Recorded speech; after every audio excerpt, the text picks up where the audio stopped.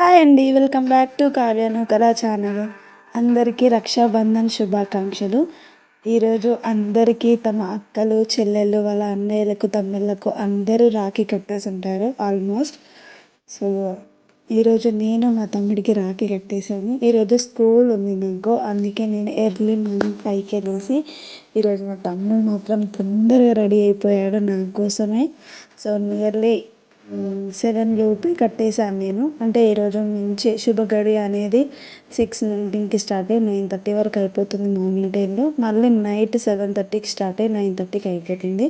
So మా mummy, daddy, మా తమ్ముడు మార్నింగే కట్టేసే అని చెప్పేసి నైటే నాకు చెప్పేశారు.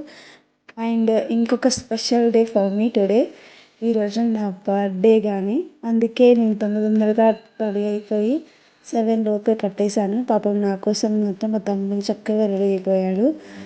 నిజానికి చెప్పాలంటే రాఖీ అనేది ఎప్పుడైనా మా డాడీ మాత్రమే కొనుక్కొస్తాడు. బట్ ఈసారి మాత్రం నేనే షాప్ చేశాను. ఎందుకంటే లాస్ట్ ఇయర్ అనేది నేను మా తమ్మునికి రాఖీ తీసుకురావడం మర్చిపోయాను. కనీసం డాడీకి ఇన్ఫార్మ్ చేయలేదు రాఖీ తీసుకురా అని. కానీ డాడీ మాత్రం వచ్చి రాఖీ తీసుకోవాలి కదా, లేకపోతే కనీసం గుర్తు చేయాలి కదా, అలా ఉండొద్దు నేను అనేసి చెప్పాడు. అందుకే ఈసారి కంపల్సరీ నేనే రాఖీ తీసుకొచ్చాను. అండ్ స్వీట్స్ ఇవన్నీ ఎట్లాగో బర్త్డేకి స్వీట్స్ అనేది అందరికి ఇస్తాను కాబట్టి కొలీగ్స్కి. సో వాటితో పాటే తమ్ముడికి కానీ స్వీట్స్ తీసుకొచ్చేసాను. సో ఎప్పటిలాగే మంచిగా రాఖీ కట్టేసి అండ్ స్వీట్ అయితే తినిపించేసాను.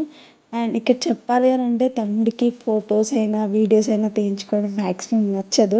బట్ నా బలవంతంతో ఈరోజు ఫొటోస్ వీడియోస్ తీస్తున్నాము. కొంచెం కొంచెం ఆ ఫేస్ ఎక్స్ప్రెషన్స్ చూడవచ్చు మా తమ్ముడిలో. వాడికి అస్సలు నచ్చట్లేదు, కాకపోతే నా కోసం భరిస్తున్నాడు. సో అలా రాఖీ కట్టేసి నేను స్కూల్కి వెళ్ళిపోయాను. మీరు మీ అన్నయ్యలకి, తమ్ముళ్ళకి ఒకవేళ రాఖీ కట్టుంటే ప్లీజ్ కమెంట్ చేయండి. Thanks for watching this video. Bye.